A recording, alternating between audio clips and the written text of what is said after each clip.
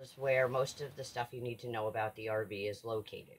You'll see you have your generator start button, all of your tank levels, as well as other buttons for operation of things.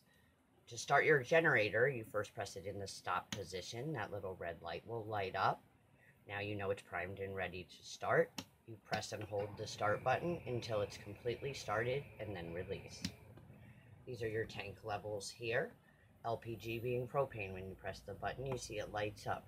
This lights up 2/3. The propane is 2/3 full. Battery, completely full, lights up all the way. Fresh water at 2/3.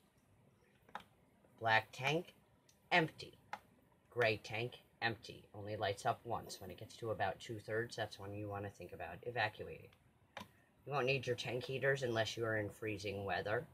Your water pump should be on to operate when you are not plugged into city water, so you can run the sinks and flush the toilet while going down the road. And your hot water heater is on LP gas or propane because that is the most efficient way to run your hot water.